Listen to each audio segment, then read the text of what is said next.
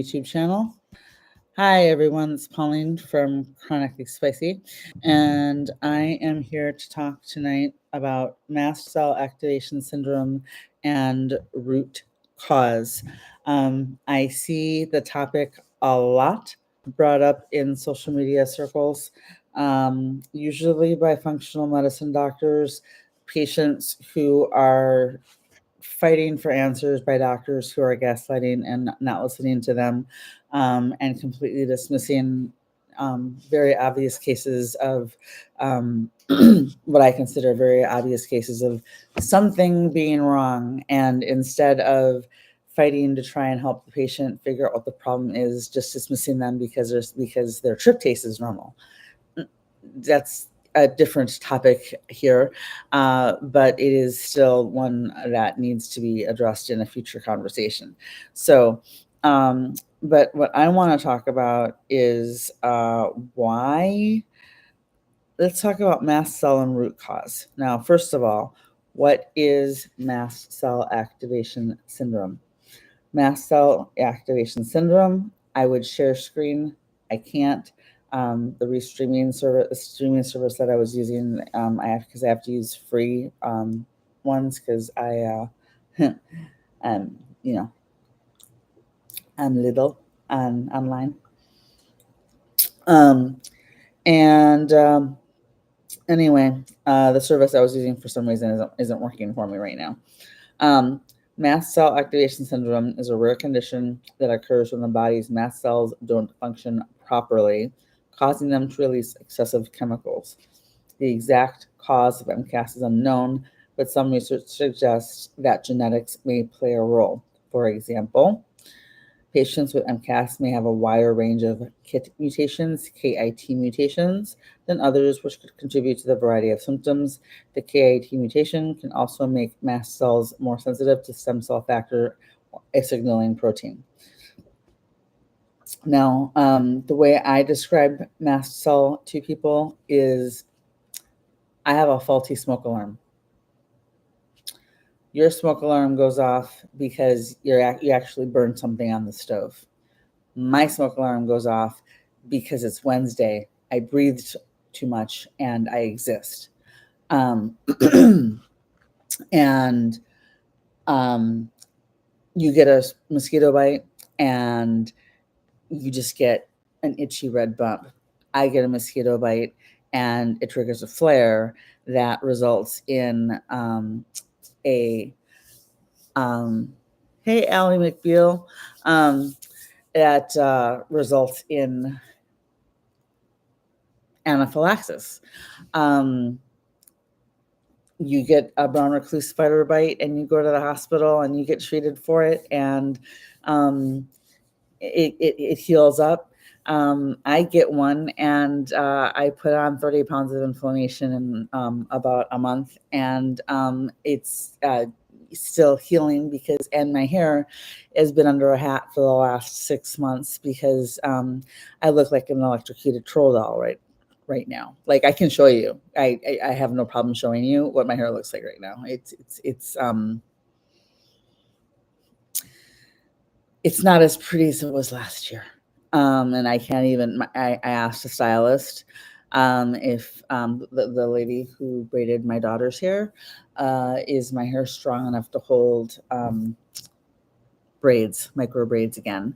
And she took a look and she said, no, not yet. So for me, it is headbands and it is braids, headband wigs and hats. That's my cover right now, because I have what I call chronic illness hair right now. This is my flare hair.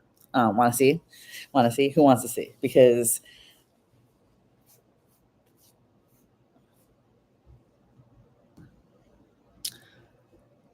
hi, authenticity. How's everyone doing? I'm your electrocuted troll doll. My hair is currently straw. It will not retain water. And like I can literally stand underneath a running shower head and my hair will not like actually stay wet. It's like tumbleweed. When this when my hair goes back to being a cute little afro curly, that means that my flare is, I will wake up one day and it will be fine. This has been happening off and on since I gave birth.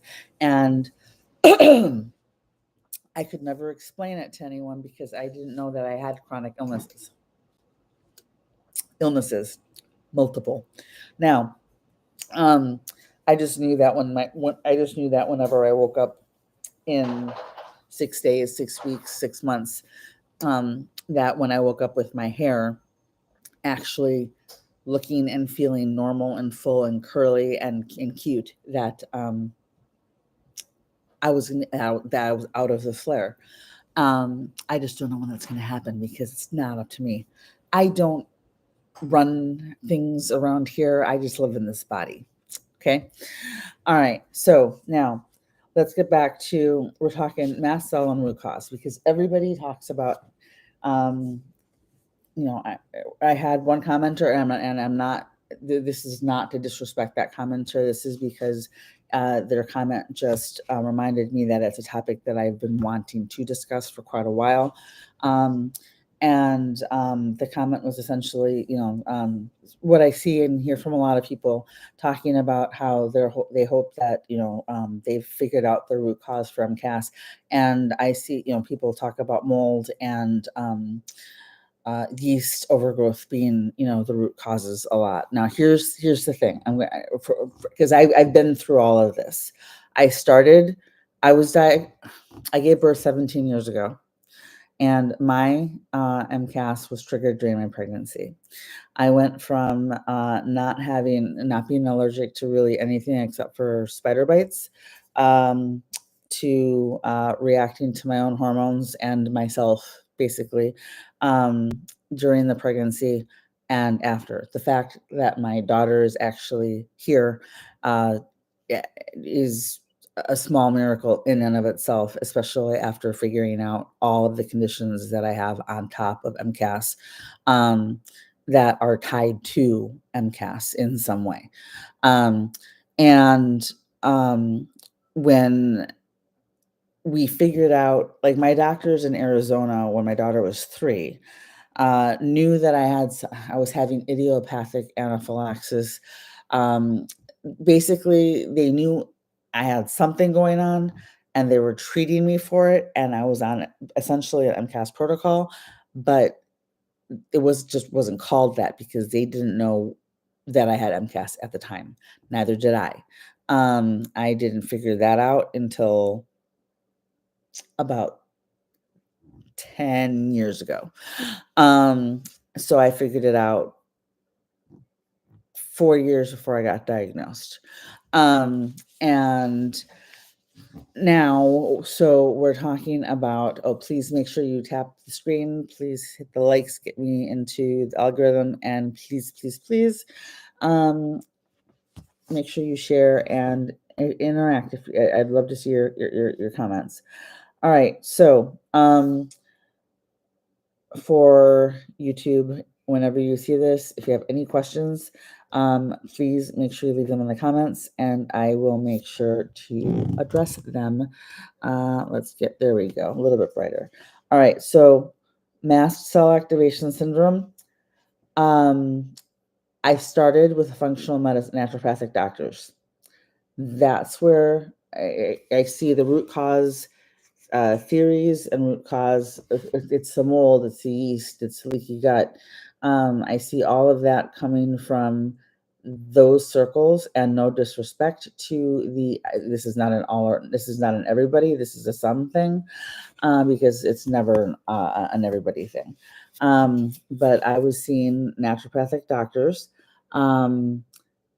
because my regular doctors couldn't figure out what was going on.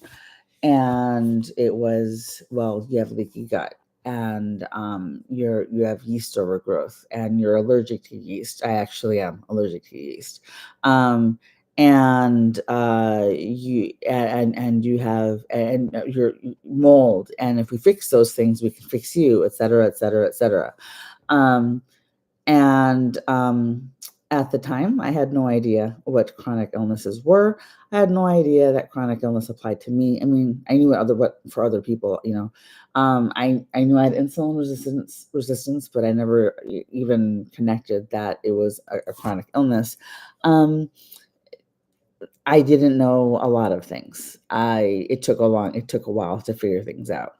I'm a published reporter, published writer, published author. I've written for the Washington Post. I've written for Red Book, for Men's Health, for A&E True Crime, for Latina Magazine when that was still being published. I was a national columnist to 4.5 million readers. I researched the absolute bejesus out of everything. And I don't say it out loud unless I'm 100% sure. The single tattoo that I have on my ankle, it took me 10 years I made the decision to get this design 10 years before I got it. I got it. And it took me 10 years to make sure that I wasn't going to change my mind because I wanted to make sure that I wasn't going to be mad after. So like, I don't say it unless I have researched it to hell and back. And I'm just going to say it here and now. Mast cell activation syndrome is a chronic illness. It cannot be cured. It can be, you can be put into, some people can reach a sort of remission where you're generally stable, you're on the right protocol, et cetera, et cetera. Your system can calm down, you can handle more foods, you maybe can eat all the foods, maybe even pickles are back on the menu, woohoo, and the occasional glass of wine. And you're not going into daily anaphylaxis like you used to. That's wonderful. It doesn't necessarily mean that you're cured though, because just like reversing type 2 diabetes, which is another chronic illness, right, that can be reversed, does not mean that it's cured because it can come back at any time if you either, stressors happen, you fall off your, your protocol wagon. Same thing with cancer. It can be, it can go into remission, but it can come back. Now, the reason that it's easy for mast cell activation syndrome patients to fall into the let's sell some snake oil category. And I'm putting myself in. Yes, I've reacted to my tattoo multiple times. In fact, it's I've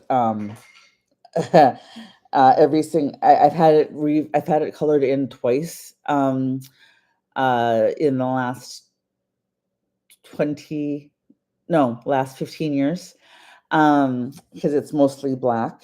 It's a stylized cross with a rose in the middle.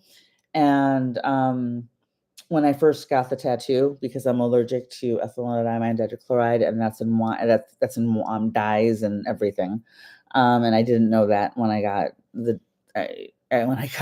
tattoo. I got diagnosed with shingles. It was actually an MCAS reaction. So we learned that later on. Hello, 3 Ps in an EDS pod. I love your name. So now MCAS and root cause, right? I had these doctors in Arizona who had me on all of these expensive supplements, following a very strict diet. Not saying that was bad, because it did calm my system down. Lonnie, how are you? And it was Lonnie, I invited Lonnie because she's one of my subscribers. And I was paying a lot of money because they don't take insurance. A lot of naturopathic doctors, holistic doctors, and functional medicine doctors do not take insurance, which makes it really, really easy because mast cell is so like, we have no idea what's wrong with you. and mainstream doctors don't always understand it. It is super easy for us to be sold on the idea of false hope with, here, if you find your root cause, you'll be cured. No, you won't. If you cure your mast cell, literally cure your mast cell, this is my opinion, but you didn't have mast cell. No, it's not subs only. It's I fixed it, I thought. Let me try again.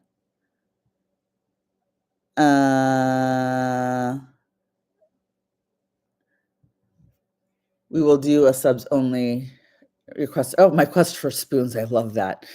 Yeah, I will do a subs only probably on. I'll let you know. I'll put it in the sub in the subscriber in my subscriber section. But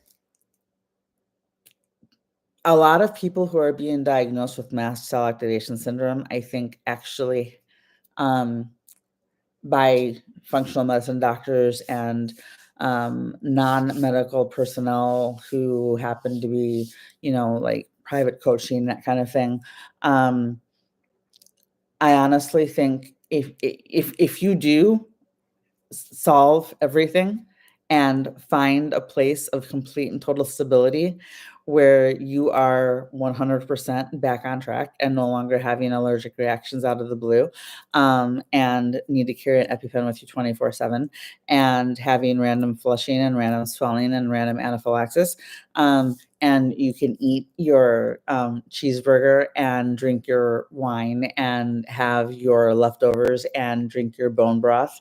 If you can drink bone broth, all of this stuff, if it suddenly just goes away because you've solved the root cause, then I'm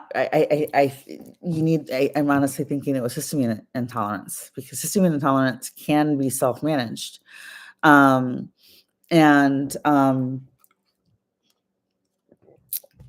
mast cell activation syndrome, while it can calm, and while basically it's like the ocean. You've got waves and tides, and the surf can come in and the surf can come out, and you can have periods of where you're generally okay, and periods where stressors just flare everything the hell up. And right now I'm in that second category. And but if you look at me compared to my some of my pinned posts, and some of my more popular posts where I have looked like an escaped leper from a leper colony, where I had sores and welts and urticaria, and I was covered in full body hives, and kids would look at me and ask me what was wrong with me on the streets,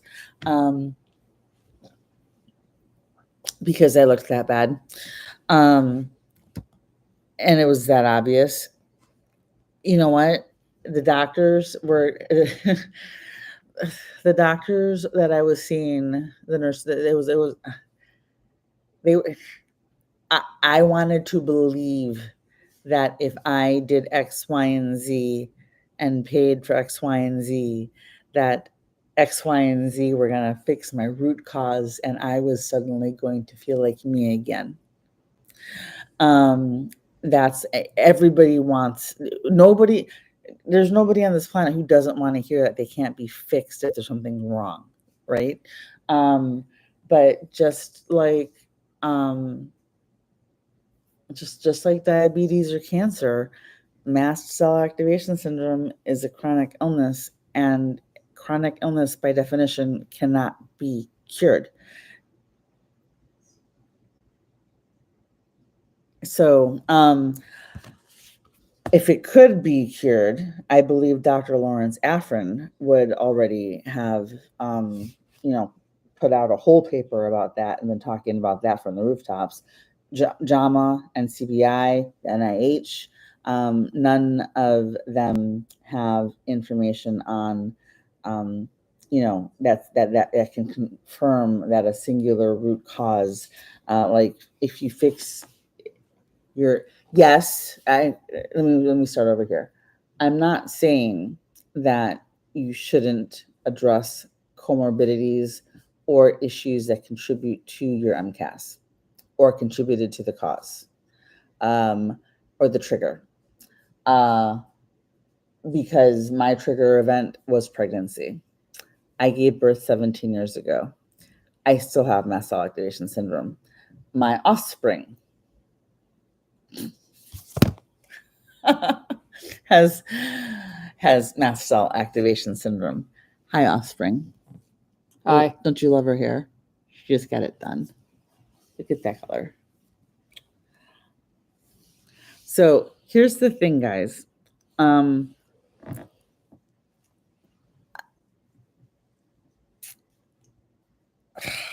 See, like, I don't want to be the one to tell people Santa Claus doesn't exist.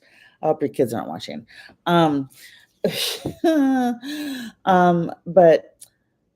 I looked up what root cause and MCAS. All right. Now let's see. Now, of course, what I'm finding when I'm looking initially are all these functional medicine doctors and naturopathic doctors. I am not seeing anything from JAMA. I'm not seeing anything from the NCBI. I'm not seeing anything from the NIH. I am seeing all of that from everybody who can take all of the doubt and the crap and the medical gaslighting doctors have thrown at us and give us a little bit of extra hope, and we jump onto that and grab that like it's a lifeline, because it is. And that's where we get had. And I think that not enough people know about histamine intolerance, because again, histamine intolerance, it's like if you're looking at the level of severity, it's histamine intolerance, mast cell activation syndrome, mastocytosis, and other and mast cell like leukemia. Almost like the insulin resistance to type 2 diabetes line. Like, nobody in the United States, it's really hard to get diagnosed as insulin resistant first unless you know exactly what test to ask for, because the medical system is set up to not catch anything until you've actually gotten to the I'm already type 2 diabetic. And it's the same thing almost with mast cell. Everyone jumps to it's got to be mast cell activation syndrome when it might just be histamine intolerance. And if it's histamine intolerance, then you can actually, self-manage that. Ali McBeal says MCAS is considered an autoimmune disorder and is normally diagnosed by a rheumatologist. Yeah, it can be diagnosed by rheumatology is one specialty that does quite often see MCAS patients. But MCAS can technically be diagnosed by any MCAS aware medical provider and licensed medical that can prescribe medication. That's what I recommend when people ask, as from personal experience, because my doctor, I was diagnosed four times. Once by four times. Once by a naturopath, once by a functional medicine doctor. My GP wouldn't take either one of those and add them. She wouldn't add it to my file. And then by a nurse practitioner. It took me 5 months to get in with her, and she diagnosed me in the first visit. And mind you, this was 15 years after my daughter was born. And then again confirmed by the Mayo Clinic with actual blood marker diagnostics. I apparently everyone is looking for tryptase, and I hit super high for crazy amounts of leukotrienes. So that's also an MCAS marker. But here's the thing. Yeah, you can see any one of them. You're treated now by an allergist and immunologist, and that's amazing. I am always thrilled when people in the comments section are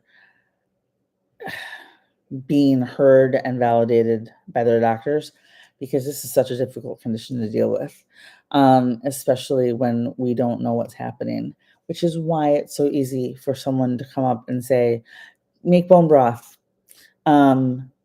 eat all of these foods that are super high in histamine, fix your leaky gut, fix the yeast, control your yeast overgrowth, and fix your let's fix your mold poisoning. Now, I'm not saying at all. I know for a fact we have mold issues. We were affected by mold in our old apartment because it was wow, when we moved furniture and there was mold on the inside walls.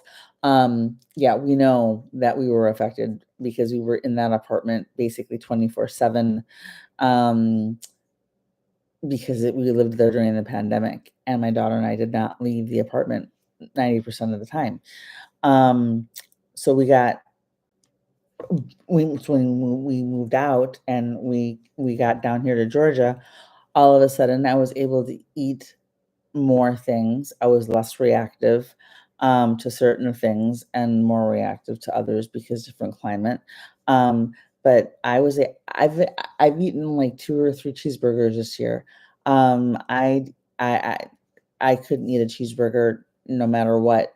I'm talking like fresh, just with wrapped in lettuce, no bread kind of thing.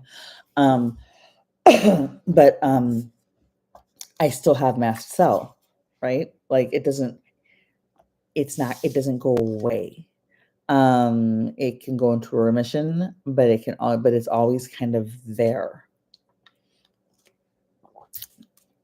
Hey, Sky, how are you? I haven't seen you in a while.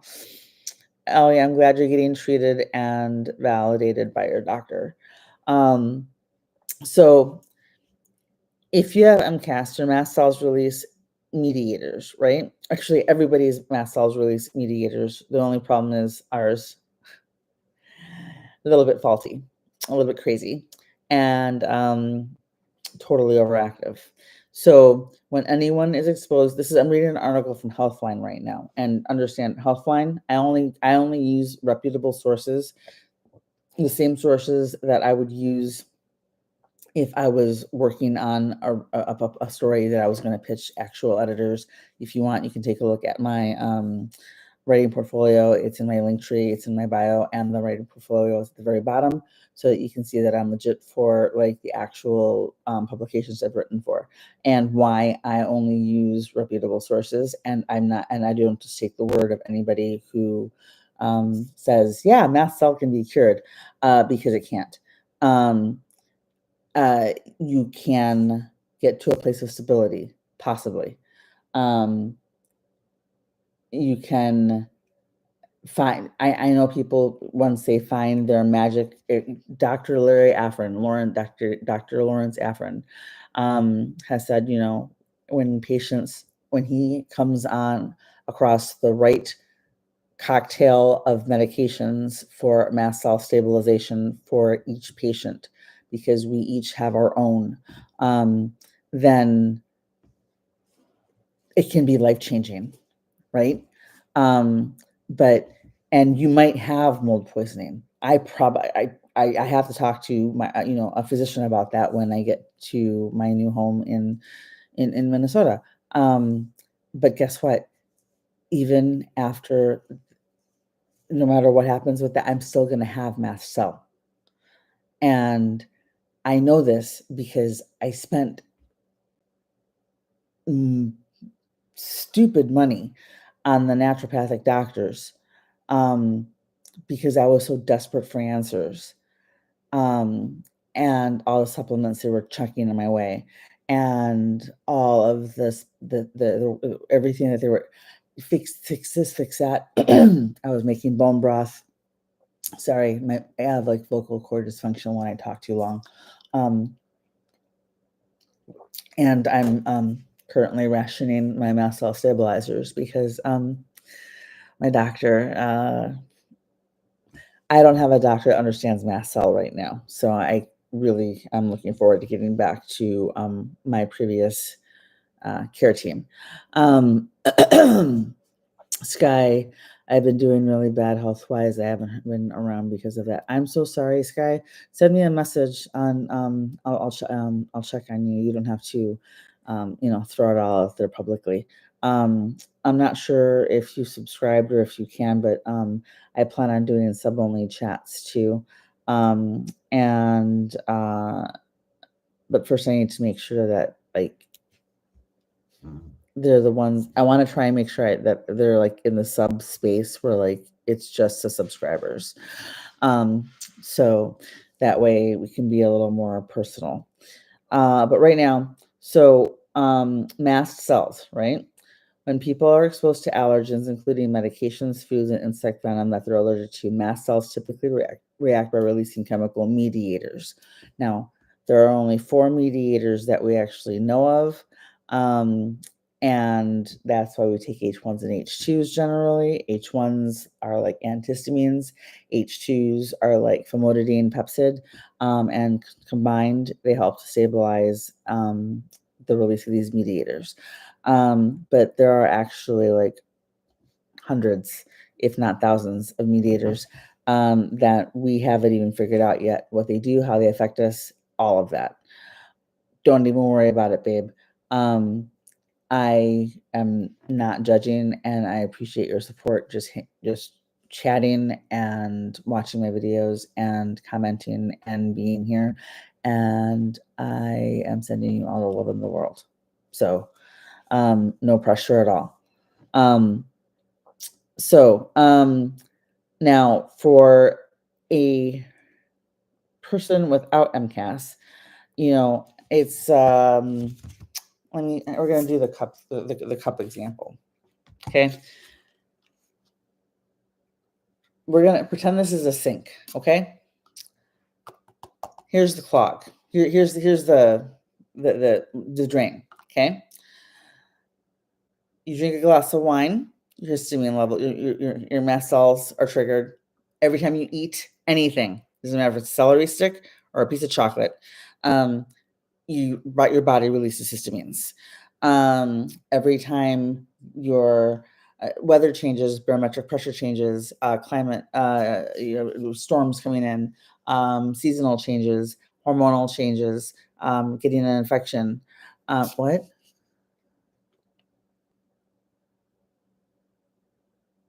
What are you talking about?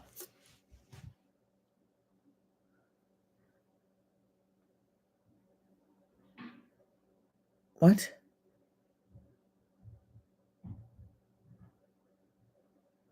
Okay, you know what?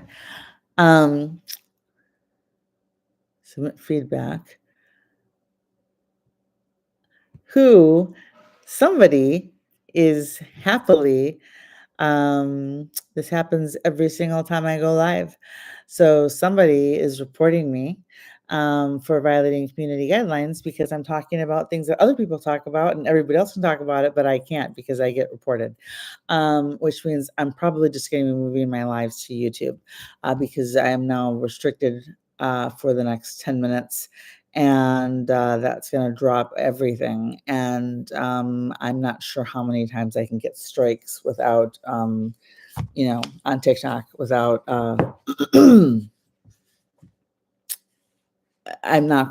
I'm waiting to open up my app and be told, hey, guess what? You can't log in. So I would encourage anybody who would like to follow. And yeah, I'm on YouTube, Chronically Spicy. And I am talking about mast cell activation syndrome, a chronic illness. And I'm not quite sure why anybody, except for my little rays of sunshine, which is what I call my little group of haters, because,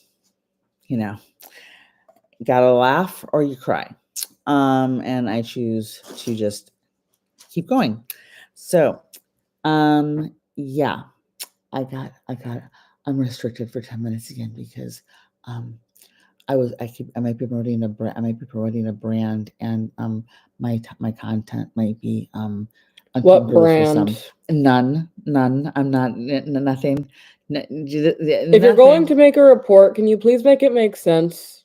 Yeah. Like, I know you're probably still here. There's options. You have options. Yeah. Yeah. If you're going to waste your time, here's the at thing. least do it intelligently. Okay, so let me just say one thing. Medical gaslighting doesn't just come from doctors. Sometimes it comes from within the chronic illness community. And when that happens, it's really, really sad, because the information that I'm sharing is information that I share what I needed to know back then. In order, my goal is to help other people,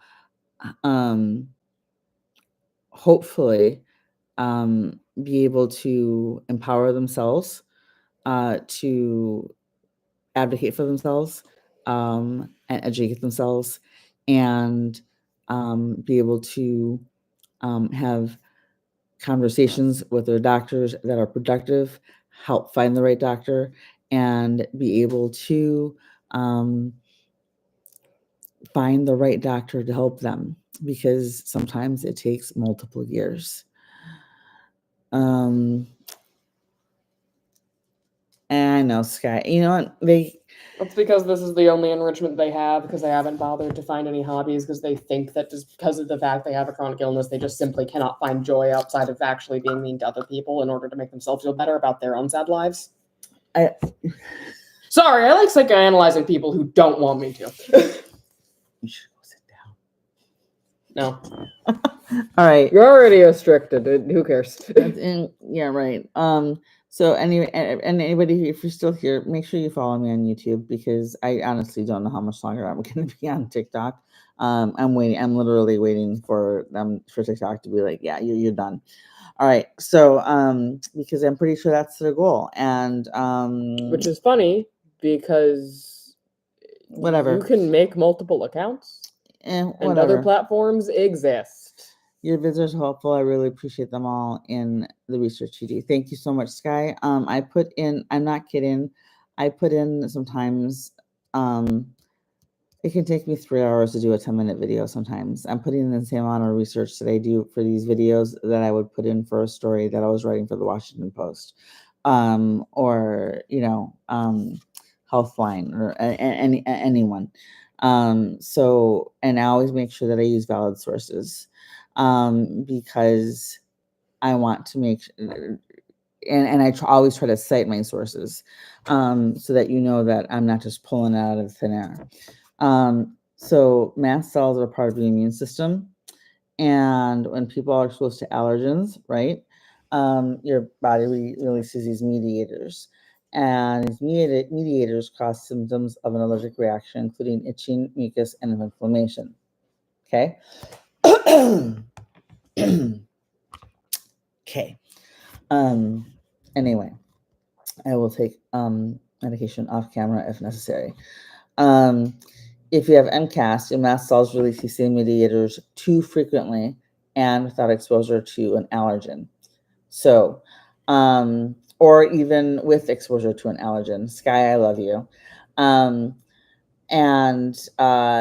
like, for example, I've had latex allergy reactions, and coconut allergy reactions, because I have IgE mediated anaphylaxis to both of those, as well as bananas and avocados.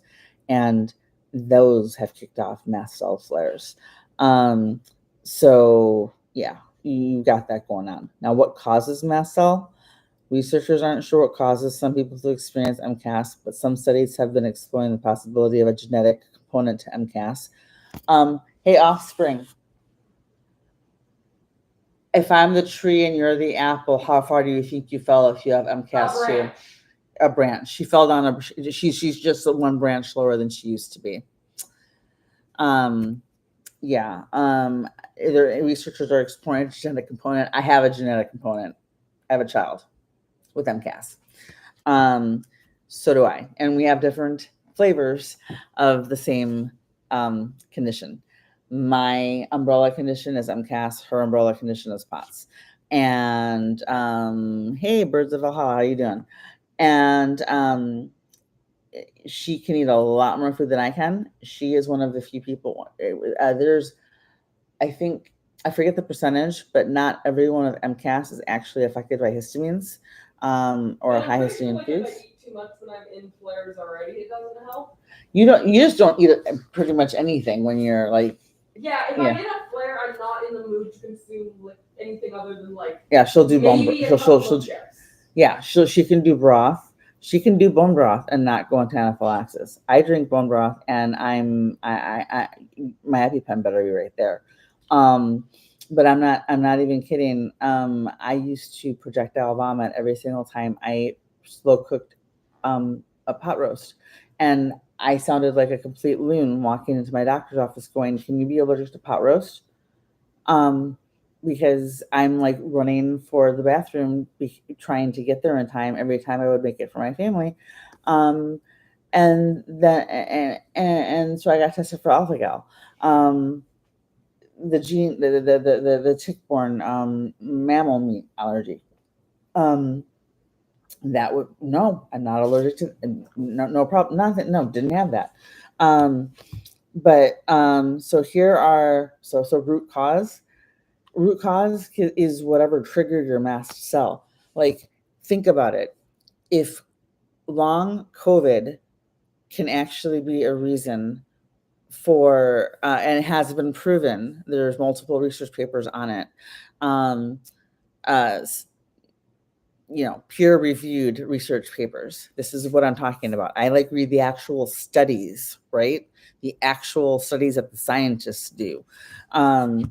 And if this peer-reviewed research, if MCAS can be triggered by long COVID, how are you fixing that as a root cause?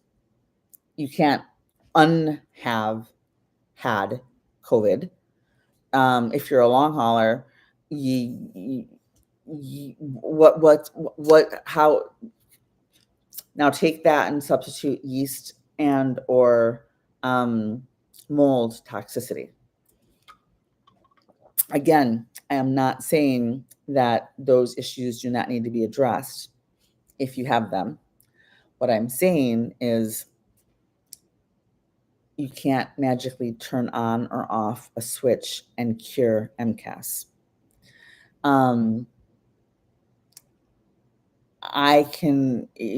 You're still gonna have it. That's why it's an autoimmune chronic illness.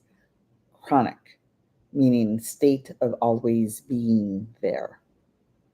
We just went through a comprehensive summer long of appointments at the Mayo Clinic, most of the time spent in the EDS and fibromyalgia clinics.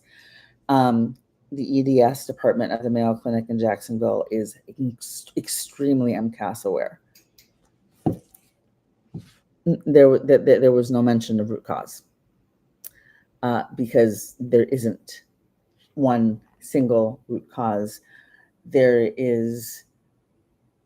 You might feel better. I'm not saying to not do these things. I'm not giving medical advice. I am sharing personal experience and, of course, research that I'm looking at here. So yeah, definitely if you have, do we feel better after having moved out of the apartment that was full of mold that we didn't know was behind furniture against the walls? Yes. Do we still have MCAS? Also, yes. Hello to people on YouTube. I love you guys. All right. Researchers aren't sure what causes some people to experience MCAS, right? But there may be genetic components. Already said that. Now, there are 3 variants, which include primary MCAS, which occurs when a certain mutation known as the KIT D816V mutation is found and the mast cells display CD25 with or without a confirmed case of mastocytosis. Mastocytosis occurs when the body produces too many mast cells. That's not what I have because I don't have too many mast cells. I have a normal amount of mast cells that are just a little too enthusiastic in doing their jobs. Secondary MCAS occurs as an indirect result of another immunological condition like IgE-mediated allergen, food or environmental allergy, or hypersensitivity to another trigger. Idiopathic MCAS means that the cause of MCAS can't be determined. Unlike primary MCAS, it's not the result of a clonal cell, and unlike secondary MCAS, a doctor or a healthcare professional cannot determine an underlying trigger for the MCAS. I don't know if I have secondary or idiopathic, honestly, because my doctor didn't specify at the Mayo Clinic, but he sure as hell validated it, and I know that leukotriene levels are that's a marker for MCAS too, and that it's sky high, and that verified straight up my MCAS. Wow, 1.2 thousand. Thank you for restricted live. Hey, rays of sunshine, if you're still here. Haters bring the party. I've got the allergy friendly cupcakes. Okay. I'm here no matter what, and here might be a different place if I get blocked, if I get knocked off of TikTok because y'all have some kind of mission, but we're gonna keep on going because the focus is making sure that quite honestly, I don't want people to suffer as long as I did because I had no idea what the hell was going on. And I gave too much money to doctors who were selling me on false hope because it's really easy to fall into that and be convinced that bone broth is going to fix you when all it did was make me projectile vomit and break out in hives and swell like a balloon, um, because it's extremely high in histamines already because of the collagen. And number two, it's slow cooked like for hours and hours on hours. And three, beef itself, if you're using beef bone, um, crazy high in histamine. Sky, you and liking the lives, thank you so much. But like I was making this stuff and I was making my own fermented I forget what it was called. Relish. I was making fermented relish. I was drinking kombucha. Um, I was putting myself in and setting off anaphylaxis that I didn't know was anaphylaxis. I didn't even know I was experiencing welts and hives because I didn't know that's what they were. So I didn't have the proper words to describe things to doctors. Guess what? I'm autistic and ADHD. And I experience pain sensations differently. And I was explaining things to doctors as symptom and sensation first, the way a lot of kids do. And which is how a lot of neurodivergent people explain their symptoms to their doctors. And there was, honestly, I needed a translator. So, what are the symptoms of mast cell? Okay, which can affect your skin, nervous system, heart, and gastrointestinal tract. Guess what? I have gastroparesis. It's mast cell triggered. I don't need any medical intervention for it. I just need to make sure it just means that when I have a mast cell flare, I know it. If it's caused by a food I've eaten or an allergic reaction, like I had 2 nights ago, or was it last night? No, 2 nights ago. No, it was last night. I'm pretty sure I got coconut exposed, and I had a massive reaction. I just upset like crazy, and I love you, Sky. You are the absolute best cheerleader. Um, and I didn't know until 3 to 4 hours after the food that there was a potential issue until um, let's say it was a bad night. And yeah, Epi was involved, and I didn't get to sleep until really, really late. It was a lot like major food poisoning plus like swelling. 'Cause I looked like hell. So now back to MCAS and why we need to talk about the fact that people need to understand if you cured it, it was probably histamine intolerance. It is really easy to take advantage of a community of people who are looking for answers and can't get it from doctors who don't understand the difference between mast cell and mastocytosis, and they're going based off of a paragraph that they got in medical school. Unless you are seeing a mast cell aware doctor, an actual mast cell aware doctor, provider, nurse practitioner, who is aware of the myriad ways in which mast cell activation can present itself. And the fact that my mast cell can look completely different than my daughter's. And not even bat an eye when I mention what my most important mast cell stabilizers are. Because they know what stabilizes mast cells. And how I'm affected when I'm not on these medications. You need a mast cell aware provider, and that provider, unfortunately, at least in my experience, because I know there are good functional medicine doctors. I had a great functional medicine doctor in the state of Maine. In the state of Maine, functional medicine doctors can actually prescribe. So he was my main provider, and he was absolutely amazing. But I went through, and he was so close to diagnosing me with MCAS, so close.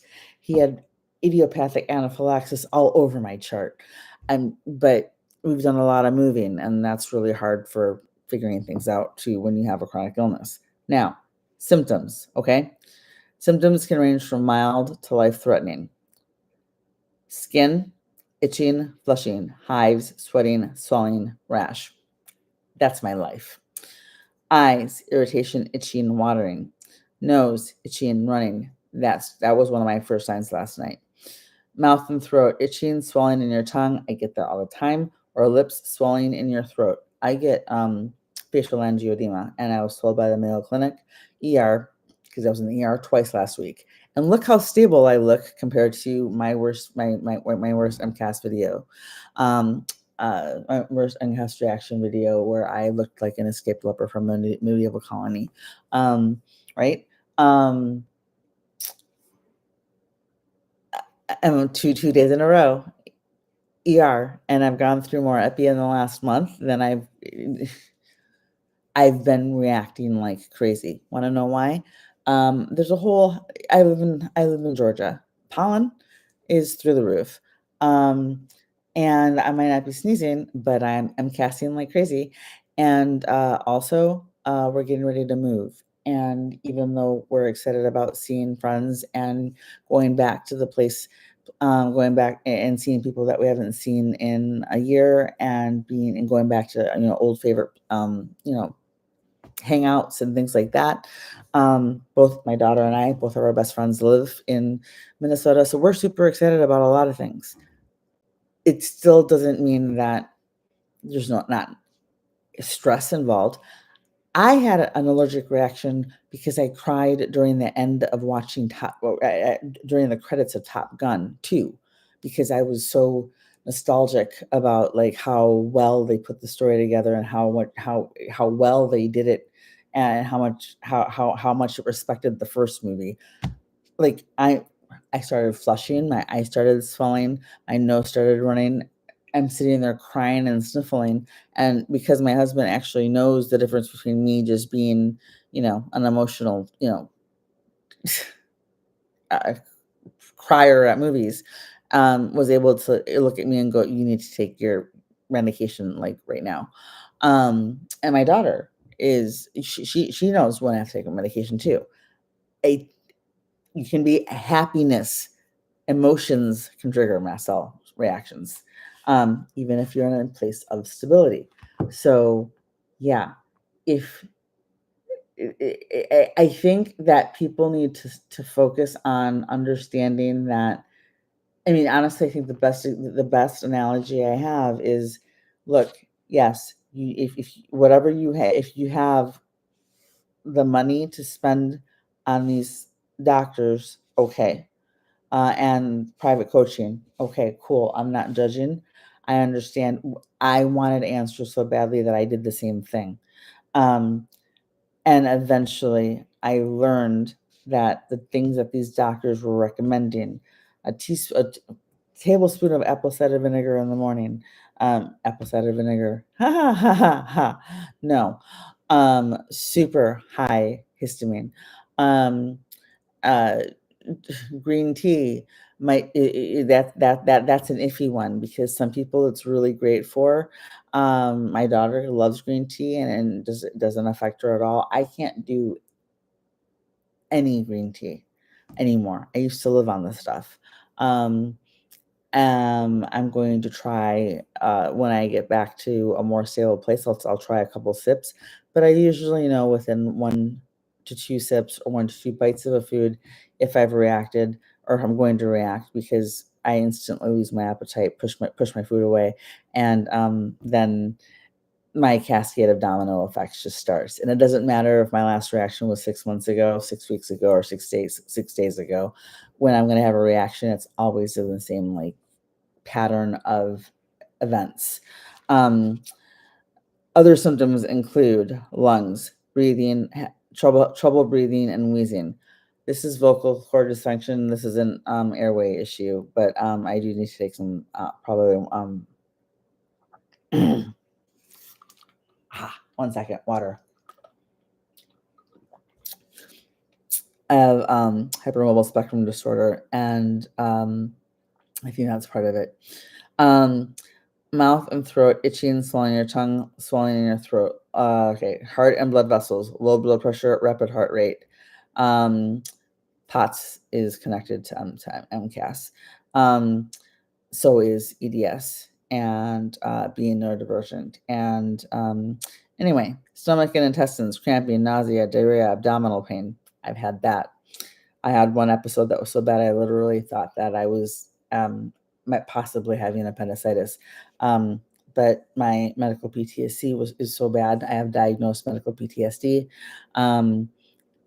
that I waited it out because it wasn't worse than labor, and that was my justification. Am I recommending that you do the same thing? No.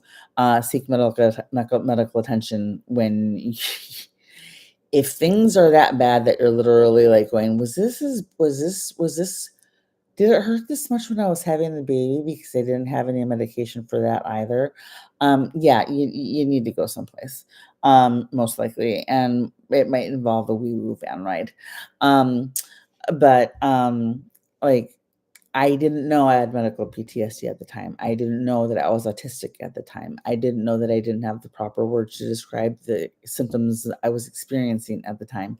I just knew that I couldn't eat certain things without certain events happening in a certain order. I picked up on the pattern. Okay? Pattern recognition. Um, Nervous system, headache, confusion, fatigue. In severe cases, could lead to anaphylactic shock, which is why many MCAS patients carry EpiPens. This is one of the reasons why it's important, I believe, to make sure that if you are being treated by a naturopathic doctor or a functional medicine doctor or even a private coach and your GP or that they're working in tandem with your GP main provider, because somebody needs to be the person who is able to prescribe the EpiPen, because there's always a possibility of that happening, of needing that to happen, to use one. Sky, thank you. And yeah, so here we go. In severe cases, anaphylactic shock, which is different than anaphylaxis. Anaphylaxis is 2 or more body systems affected at once. Any 2 body systems affected at once. Facial swelling and gastrointestinal distress, diarrhea, and runny nose, vomiting, and swelling in hives, swelling, and brain fog. panic attack, and welts. Like any two body systems or more is medically defined as anaphylaxis. Your airway does not have to be involved. And part of the reason that people are, I didn't know this until last year. I've waited out so many anaphylactic reactions because I didn't know that I actually had that it was anaphylaxis, and I didn't have an EpiPen at the time to do anything about it. I just knew that it wasn't normal, but I didn't know how to describe what was going on. So anaphylactic shock symptoms can include rapid drop in blood pressure, lightheadedness, weak pulse, trouble breathing, quick and shallow breathing. If you look at my pinned post, I think it has 423,000 views right now. Latex allergy reaction, I think it's one of my 3 pinned posts.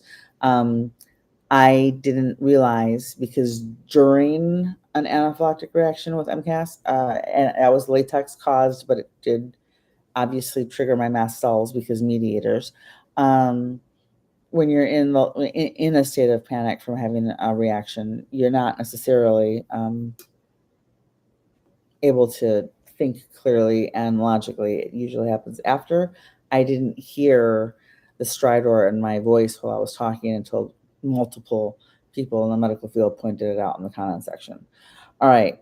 Now, this article from Healthline goes on to describe the difference between mast cell syndrome and mastocytosis, how it's diagnosed, and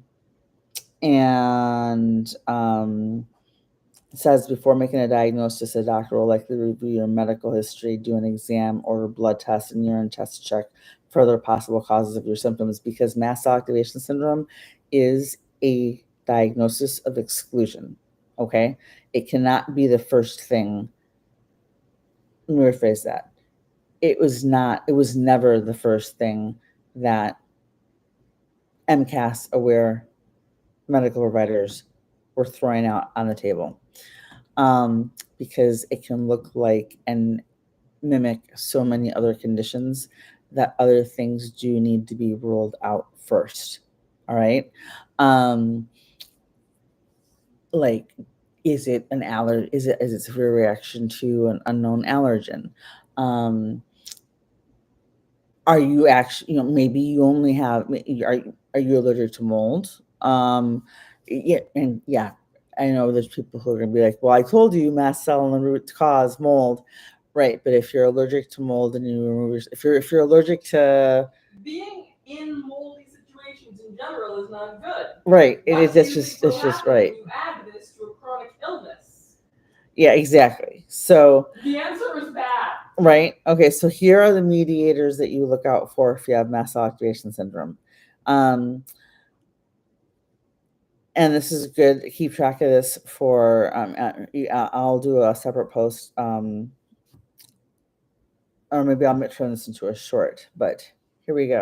Mediators for mast cell activation syndrome. Tryptase is not the only golden boy here that we need to be looking at. And it's the only one that a lot of doctors pay attention to. And if your tryptase level is normal, the doctor's like, you're fine. It's all in your head. It's just anxiety. Bye. Thanks. And that's not the case. For starters, only about 30% of people with mast cell activation syndrome have elevated tryptase even during a flare. If you have a physician or a medical provider who suggests triggering a flare or even implies that you trigger a flare, Leave. to Just leave. get tested and then wait it out in the hospital parking lot just in case. I didn't go back when that was suggested to me. Okay. But yeah, not a good idea. Okay. Other mediators involved include, so histamine, plasma, urine. Know that testing for mast cells is extremely unreliable because a lot of the time the labs mishandle things need to be like done in a specific way. I don't know all the ins and outs, but I know that a lot of the time the false negatives and such come because of the fact that things were mishandled in the labs, especially the 24-hour urine test. The prostaglandin PGD2, leukotrienes LTC4, that was super high for me. The top range for normal leukotriene is 100. Mine was 181, and I didn't know this until last, like 2 weeks ago. And now journalism me is going to be going through all of my medical records that I have I've saved in my files, and I'm going to see if leukotrienes shows up anywhere, because I have literally had multiple doctors tell me to stop asking for mast cell treatments, stabilizers, and testing because my histamine levels were normal. Here you go. Before making, let's see, how do you treat mast cell? Okay, right? Treatments can include, this is different for everybody, okay? But treatments can include, and this is from Healthline.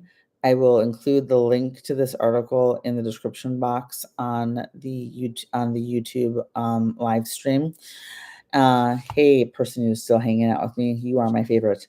H1 and H2 antihistamines. That is something that works for both mast cell and just histamine intolerance. And when I say just histamine intolerance, I'm not minimizing because I know it's hell if it's not controlled. I am differentiating. Okay. Because at first I thought I just had histamine intolerance. No, it's not. Damn. Okay. Histamine, H1s and H2s block the effects of histamine, one of the primary mediators that mast cells release. H1 receptor blockers includes tyrosine and loratadine that can help with symptoms such as itching and stomach pain.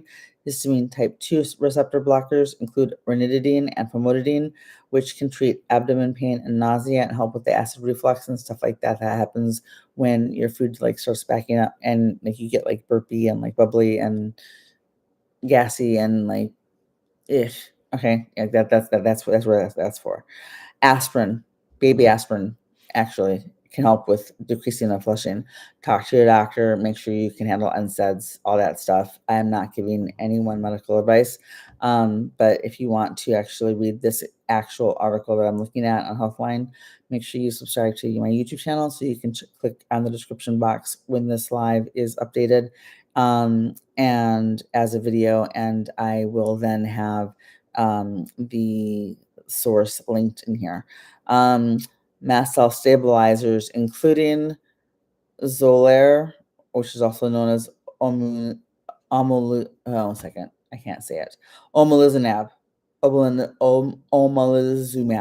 Omalizumab may help prevent the release of mediators from mast cells, resulting in fewer episodes of anaphylaxis. Note, and I have to say this because I have latex allergy and coconut allergy. The regular syringes for the pre-filled that you can take and self-administer at home are made that they contain latex in the syringe. And both the regular pre-filled syringes and the ones that have to be administered at your doctor's office that are latex free both contain at least one coconut derivative. I cannot take Xolair because I am both latex allergic and I'm allergic to coconut.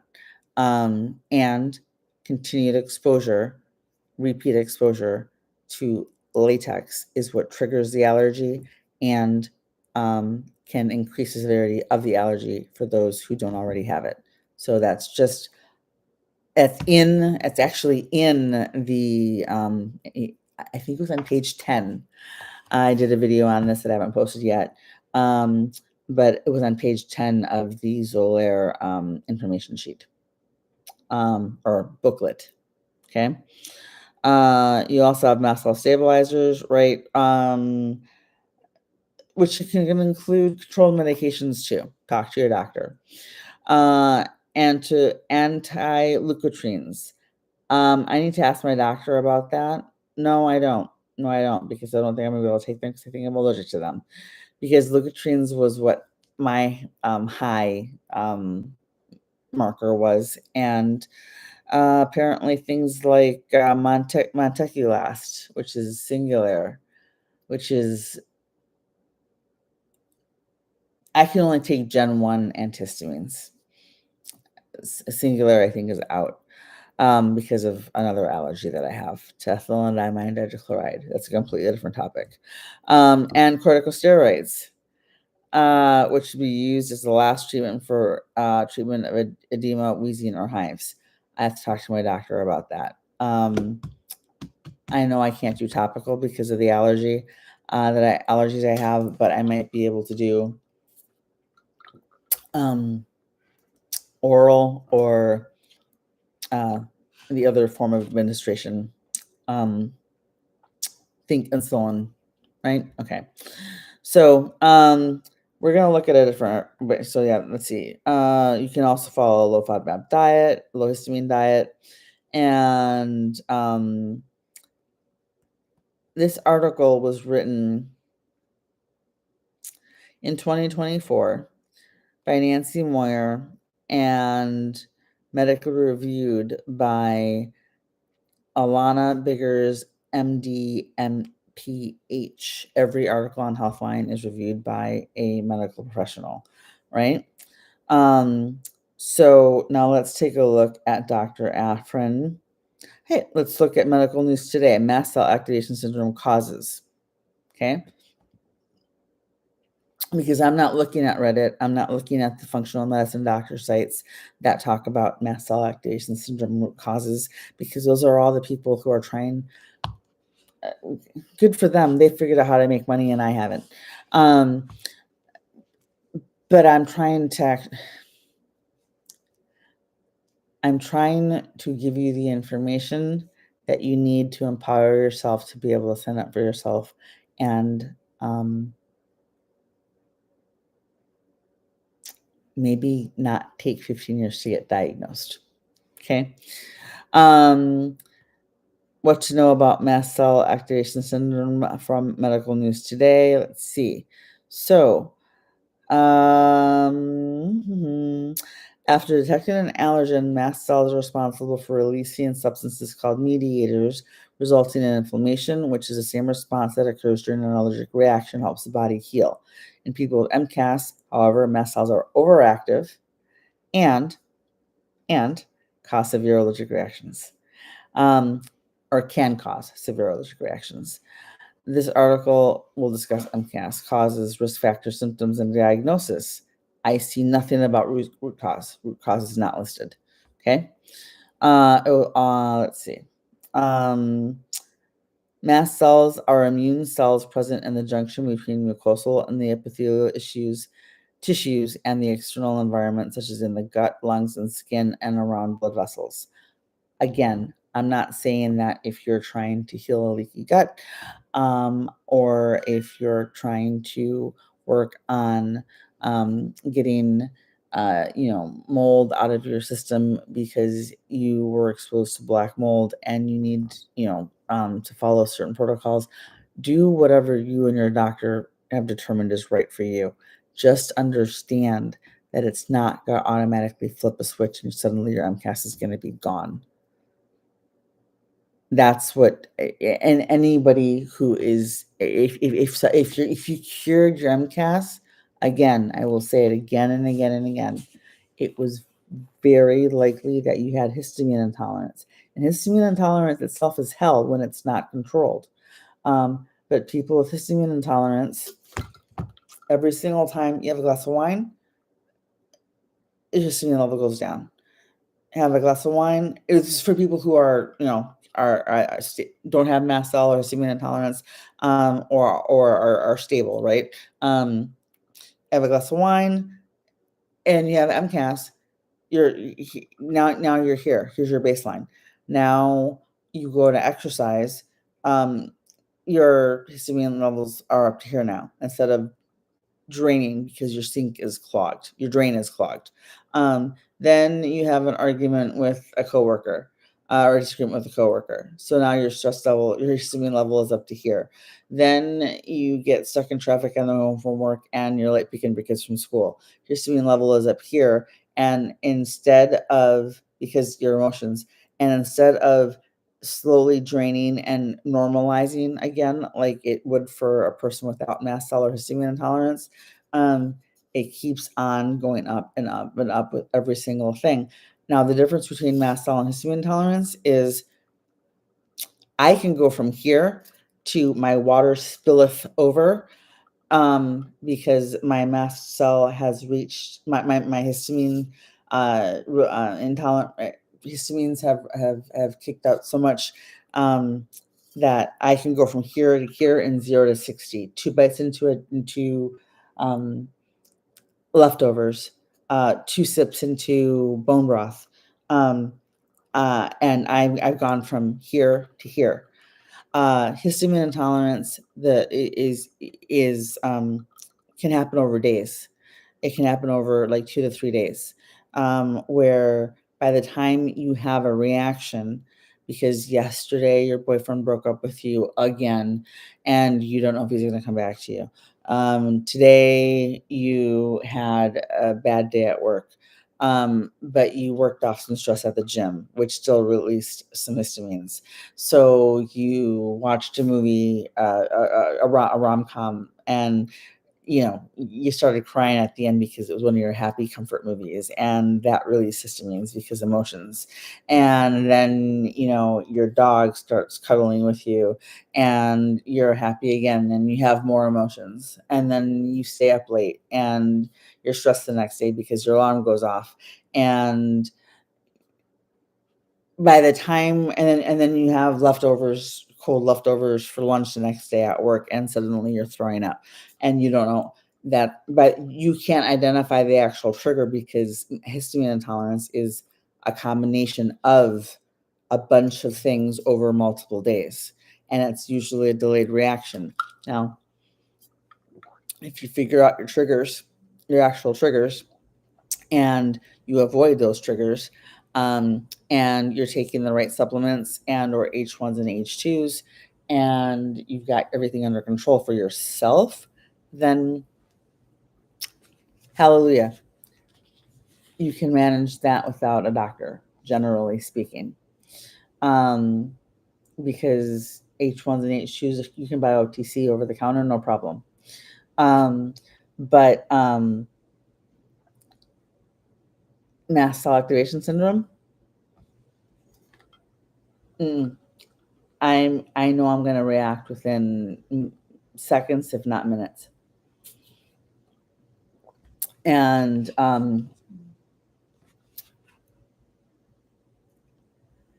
if mast cell activation syndrome could be solved by root cause, but could be treated, cured by addressing the root cause. You want to know what happened when I gave birth to my daughter?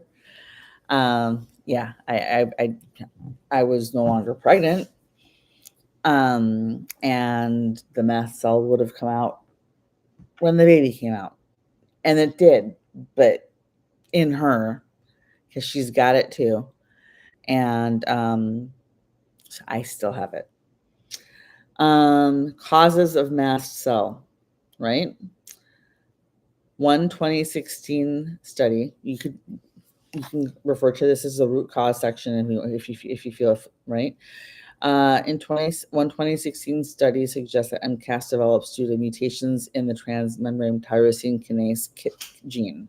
Okay, that's what the Healthline article mentioned also. There was also a similar study in 2010 noting that multiple mutations or complex alterations of different sequences responsible for coding this gene occur in those with MCAS. There was a 2013 study that's suggesting the possibility of familial occurrence, but more studies are necessary to determine that MCAS is hereditary. Eliana, is MCAS hereditary? What do you think?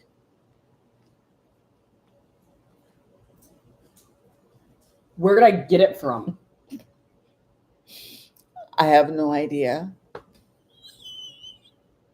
I'm so sorry. I didn't mean to.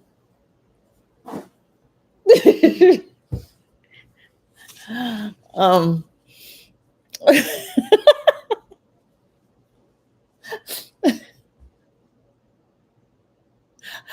yeah, it's MCAS hereditary. That part makes me laugh because I know a lot of families with multiple people in the family who are like, hey, mom's like, I've got MCAS and so do my kids, and guess what? We're all neurodivergent.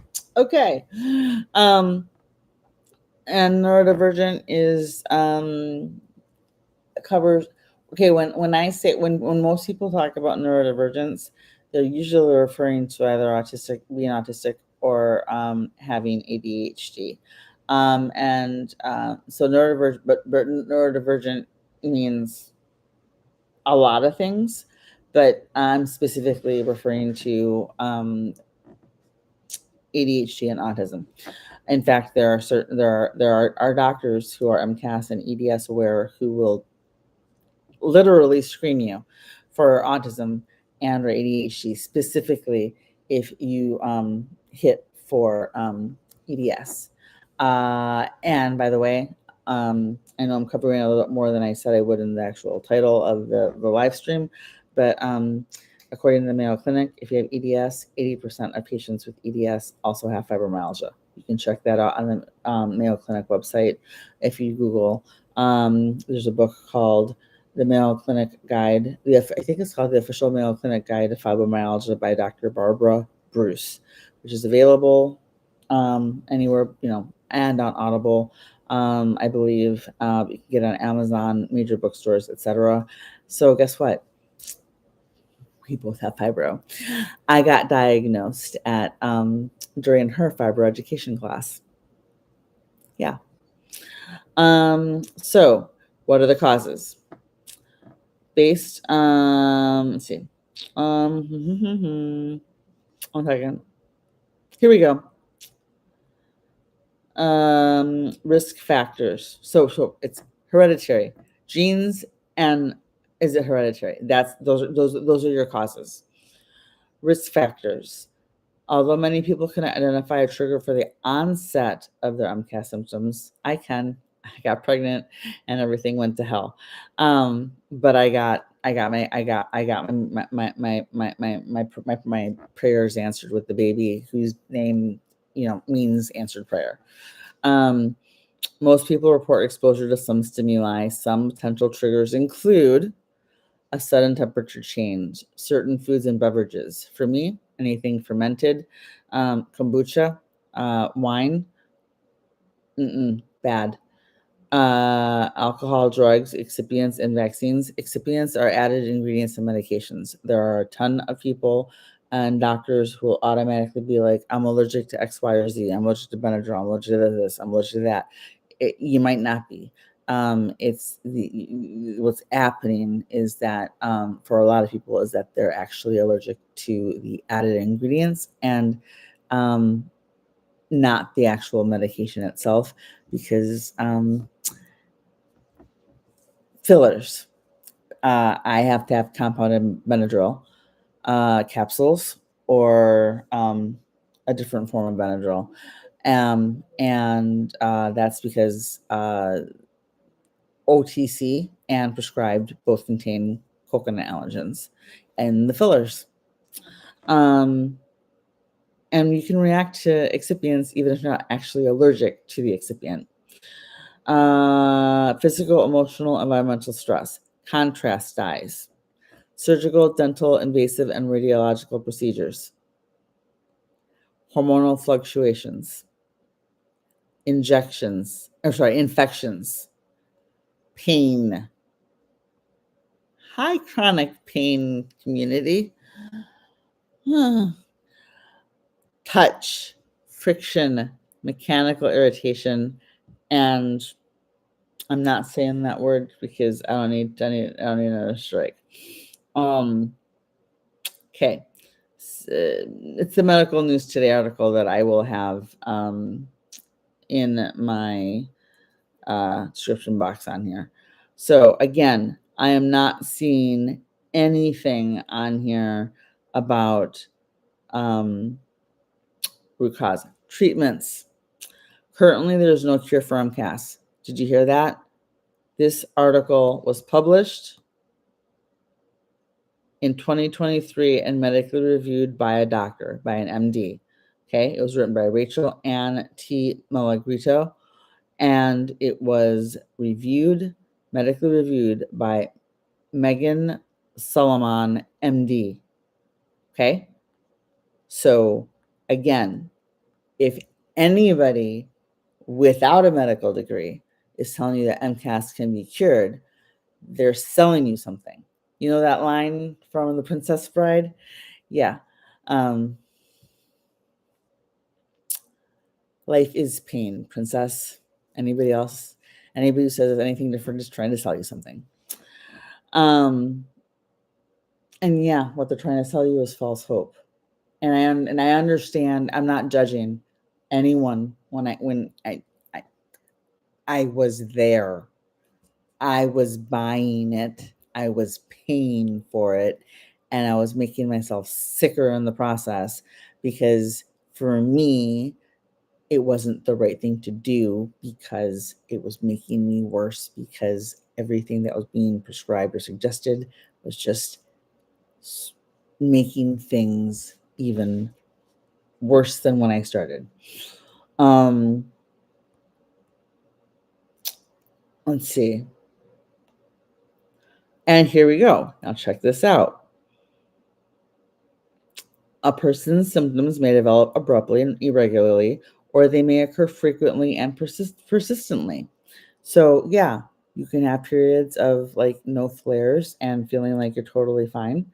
You can go into like a period of remission, but it doesn't mean that you're cured. It means that you're in remission, and remission could last forever, or it could be a few weeks, a few months, or a few years. You don't know, but MCAS cannot be cured. A person may receive a diagnosis of MCAS when they present with both clinical symptoms and a laboratory profile indicative of the condition, and when a doctor excludes other conditions. Okay, you can be diagnosed clinically, all right, but there's a lot you need. There's certain criteria that need to be met for that. Let's look at 7 root causes of mast cell activation syndrome. Okay. I'm using the words root cause, right?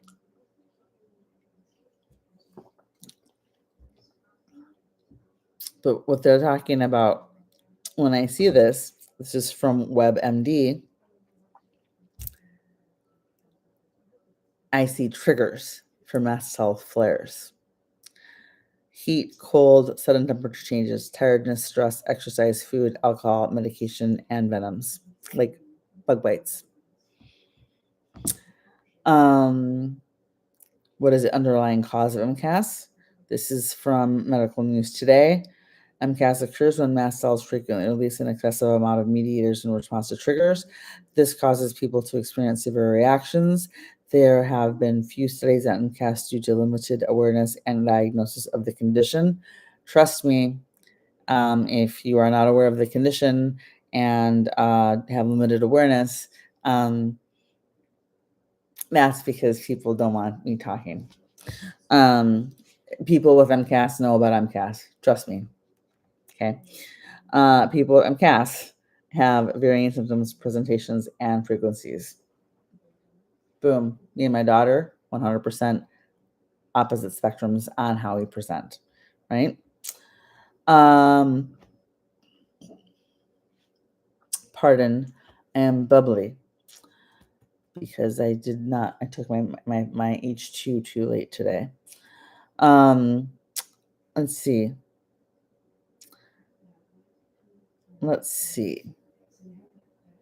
Let's look at just a few more.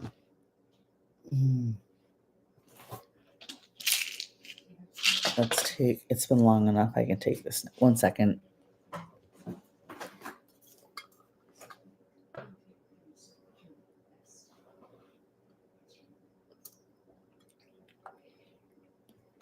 All right, there we go.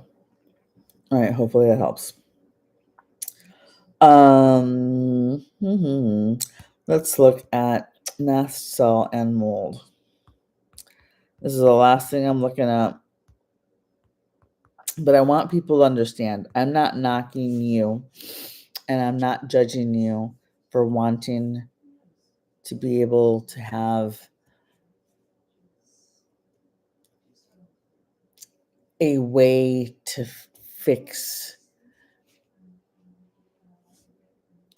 the unfixable. I understand. I don't want to have this for the rest of my life. I don't want to be the reason that plans get changed at the last minute, or entire summers get spent going to and from the Mayo Clinic instead of like being able just to enjoy and see friends and stuff. But seriously, I understand. I do. Because I paid all the money. I made the bone broth. I drank the apple cider vinegar. I made the fermented dill pickle relish because probiotics, homemade probiotics and stuff. I took the extra supplements that were being sold to me, and I was being sold on. I ate the specific diets that were suggested because I wanted to heal the leaky gut. I was trying to do everything I was told to because this will fix it. No. I might have felt better for a certain point in time because certain things because yes, of course you're going to feel better if you move out of a moldy apartment. Of course you're going to feel better if you move out of a state in which you are allergic to every single tree that you see in front of you. That's why we have to leave Arizona. Of course, you're going to feel better if you stop eating a food that triggers an allergic reaction every time you have that food. You still have mast cell. So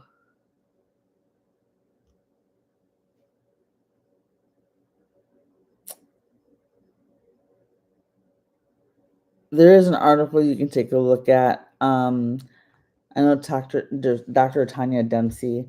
I've looked at some of her stuff, and I know she's worked with Dr. Afrin. And I'm gonna look up his name in just 1 second, and then we'll wrap up. But there is a section here online where she says, as you know, mast cells are there to protect your body from harm. When they are triggered by toxins or pathogens, they will alert your immune system about the danger, which will lead to the release of various inflammatory mediators such as histamines. This is what happens when mold mycotoxins enter your body. So I understand what people are saying when, okay, so if I am able to find the right medication or take the right supplements that my naturopath or holistic doctor is suggesting, then my body will stop releasing these inflammatory mediators like histamines because the mold poisoning issue will be fixed.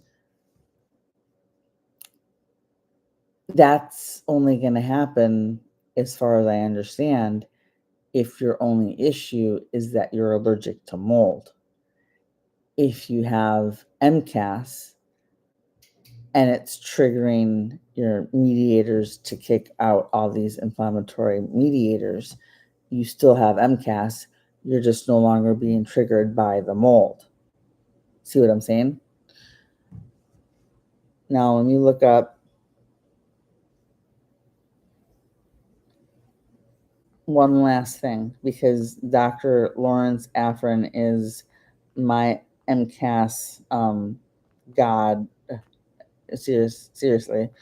I've looked up things on JAMA. I've looked up things on NIH. I looked things up on the NCBI. I have not seen anything about MCAS being curable. There's not a singular root cause, because there isn't a singular presentation for mast cell. There isn't a singular medication or protocol that works for every patient. There isn't a singular way in which MCAS presents for every single patient. That's why it's so hard, and that's why it's so easy for us as a community, for MCAS patients, to be sold on the idea of healing MCAS. We can calm it. We can feel better if we do, and if we make certain lifestyle changes. We cannot make it go away any more than we can make Ehlers-Danlos, POTS, fibromyalgia, gastroparesis. Those are all chronic illnesses. And while you may have, again, periods where you feel great and things are awesome and you can eat more things than you used to, awesome. But you cannot make mast cell activation syndrome go away. There is no off switch when you treat the root cause, unless the root cause was the only allergy, was only specifically an allergy to that, and you didn't have it to begin with. 1 second. MCAS. I would look up, if you feel better, because there are a lot of people who have one of my first viral posts was responding to a woman who, I can't remember her name because I know we're friends, mutuals, but I haven't on TikTok, but I haven't seen her in my feed for a while. She was super itchy. And I responded with like, hey, have you talked to your doctor about histamine intolerance or mast cell activation syndrome? Her symptoms seemed to resolve with, as long as she was taking her antihistamine, her H1s and her H2s morning, like twice a day, she was fine. Am I taking a ridiculous amount of H2? I'm taking a ridiculous amount of famotidine Pepsid every single day to stay stable. But like that, that was her fix. She treated her root cause and she was cured because she didn't have mast cells. She had histamine intolerance.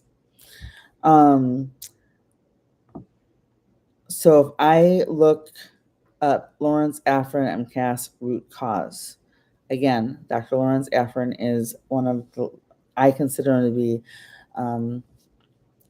world-renowned and probably like the leading MCAS researcher in that. And if he doesn't know it, I don't believe it. If he hasn't talked about it, no. Everything I see so far, I see mast cell and dysautonomia, Dr. Lawrence Afrin on immunology and allergy, mast cell 101. These are all on YouTube. You can look at all of his videos.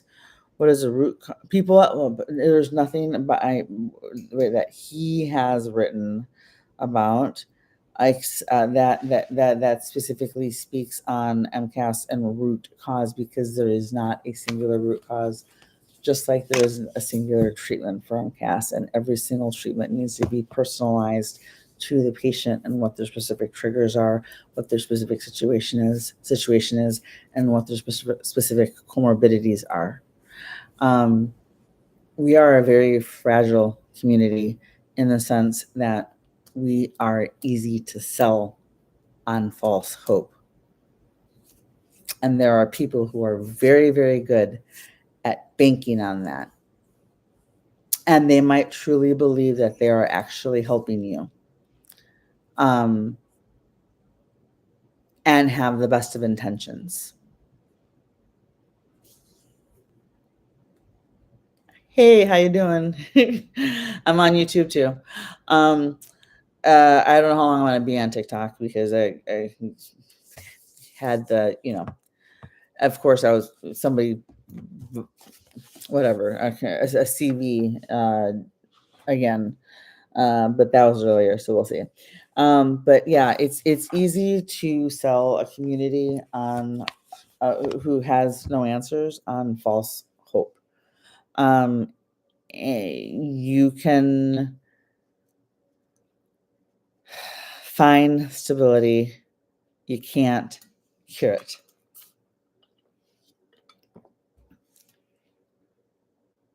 That's why people who go into remission from cancer and leukemia still have to go in and get checked every, few months or few years. That's why people who have organ transplants have to be treated and take, anti-rejection medications and be seen by their doctors on a regular basis for the rest of their lives. You took the bad thing out and put the good thing in, or you removed the problem, literally. But that doesn't mean that there isn't still a different problem, or that the problem has been completely fixed. You still have MCAS. So if you're paying a bunch of money, I'm just going to say, because I'm not judging and I'm not telling you not to see your naturopaths. I'm not telling you not to see your functional medicine doctors. I'm not telling you not to, I'm not telling you what to do about your, for medical care. I'm just telling you that from my own personal experience, I will never again see a naturopathic, holistic, or functional medicine doctor unless they can also prescribe and act as my primary care in the state in which I live. And that they better take my insurance. I will never again spend money that includes commas in total on treatment that makes me break out in hives, makes me swell, and makes me projectile vomit while it's healing my root causes, because it's causing more problems. For some people, maybe all they need is a Xolair shot. I know it can be life-changing for some people. For other people, it might be a different medication or a different combination. And figuring out what your triggers are and how to manage those. But you need to understand and accept the fact that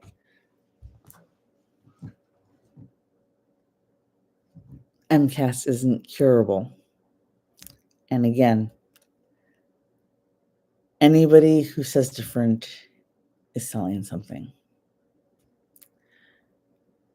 I wish it was different. I wish that MCAS could be cured, but it can't. By the way, if you're interested, Dr. Lawrence Afrin, does have a book on MCAS. It's called, let me find it so that you can look it up, because I haven't read it yet. But you can look up Dr. Lawrence Afrin or Larry Afrin on YouTube. I'm actually working on trying to get him, to try to get an interview with him. And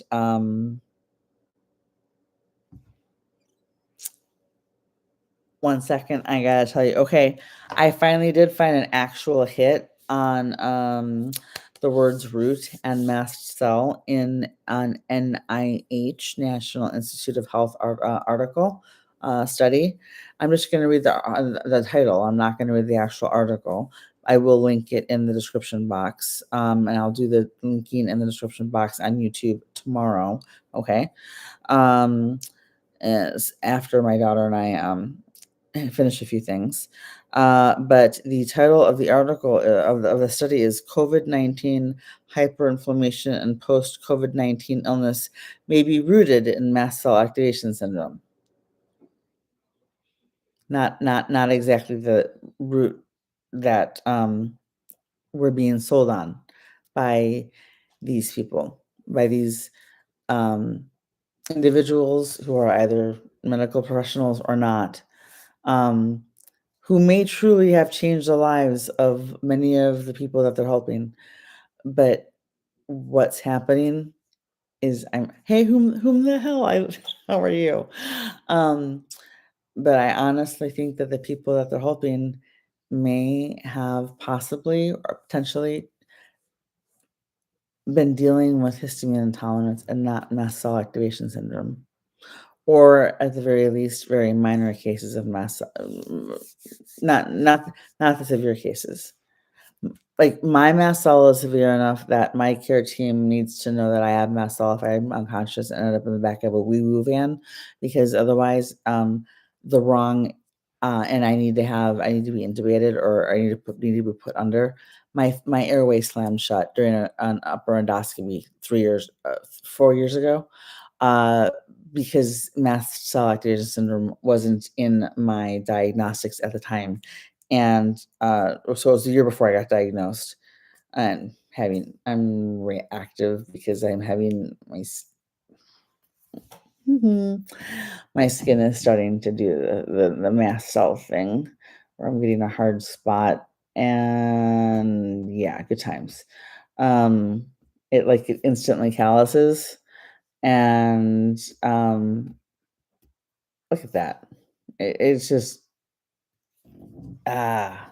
because I'm not taking my stabilizers regularly because I'm trying to ration them because of the move and things go nuts when you don't have doctors who are willing to work with you. All right, so let's see. Look up Dr. Lawrence Afrin, and let's see. His book is called Never Bet Against Occam, and that is referring to Occam's razor, which is basically a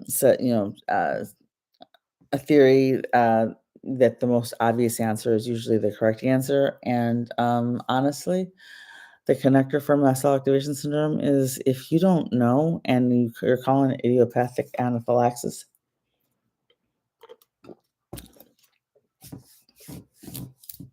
idiopathic means you don't know what's causing it. Mast cell means random anaphylactic reactions to varying and changing triggers.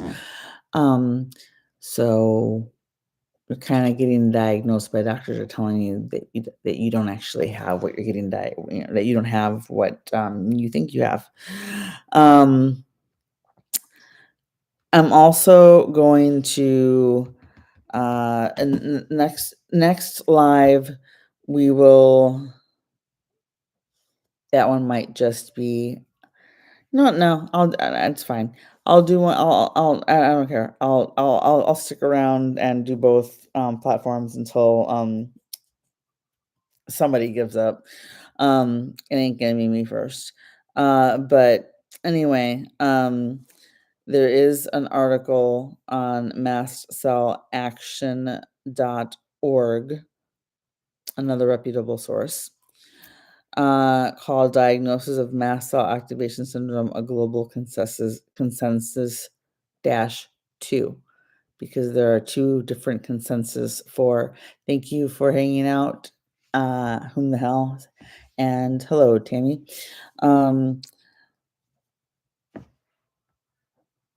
So there's two consensuses, and most of modern medicine knows consensus one. Dr. Dr. Lawrence Afrin is he talks about consensus two, a second consensus. And I wish more doctors were aware of his work.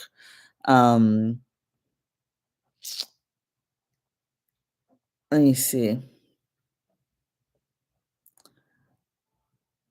All right, so let's just wrap this up and understand. I want people to know I'm not judging you because I've been where you are. This has been going on since I've been allergic to myself and existing since since I was pregnant. I had hyperemesis gravidarum, which Dr. Lawrence Afrin has said. I've read almost everything he's written except for his book. Has said that's potentially linked to mast cell activation syndrome. I had preeclampsia. That's potentially linked to mast cell activation syndrome. I personally think that every woman who is pregnant and experiences one and or both of those conditions should be screened for mast cell activation syndrome as soon as it's safe to do so. And be put on whatever stabilizers that are safe to take during pregnancy if the condition starts during pregnancy, because maybe I wouldn't have had hyperemesis full term. It's basically full term morning sickness. I was on 3 Zofran a day, which is an anti-nausea medication usually given to cancer patients, because I couldn't even lift my head. It was too heavy for my neck to hold up, because I would get so sick. During the pregnancy, I was hospitalized 3 times. And yet after I gave birth, I still had a mast cell. There is no singular root cause.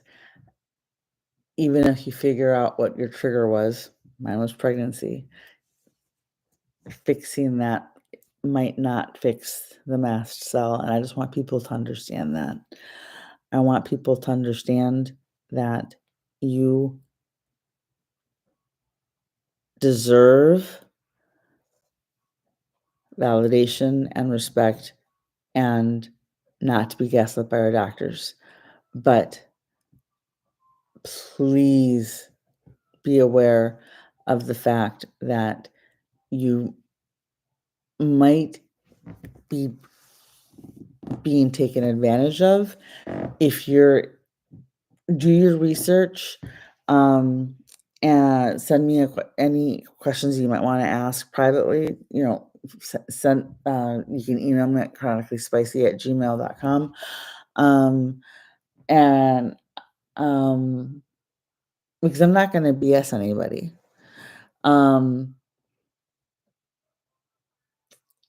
Just know you can get better, but chronic illness means chronic for a reason. And I want you to know that I am not judging you. I'm just trying to help you understand that. Because it took me a long time to understand that. And I would like other people to not have to suffer for as long as I did. I want you to feel better, and I want you to find a doctor who will listen to you, and I want you to be happy and as healthy as possible with the crap we deal with MCAS, because it's not a party anybody wants to be invited to. Okay, I'm going to head on out. I'm grateful for those who stuck around, and I hope you have a good night. Please subscribe to my YouTube channel. Help me get to 1,000 subscribers. And I will make sure that sometime tomorrow I update and add my sources that I cited tonight in this live. I will add them to the description box on YouTube tomorrow. And here's the cool thing about YouTube. The live's only going to be available on TikTok for X number of days. It's going to be a video that stays in my mast cell activation playlist on YouTube until or if I decide to remove it, which I won't. I'll leave it up. And if you have a suggestion or a topic you would like for me to try and focus on next, let me know. If your subscribers and Patreon supporters have first dibs on topics, Sky, please definitely send me a message. And I will see you guys in the next live. Know that I say everything I say with love because I am in the same boat you are, and I'm not judging you at all. So I just want you to know that everything I say is coming from a place of love and understanding and empathy because I used to look, I was there. And it took me 15 years to get diagnosed anyway. So have a good night. See you tomorrow. Nope, not tomorrow. I will not have time to go live tomorrow, but I will have time to go live on Saturday night. Okay. So have a good night, and I will post a few videos tomorrow, and I will see you in the next one. Stay safe and have as pain-free, flare-free, and allergy-free of a night as you possibly can. Thank you.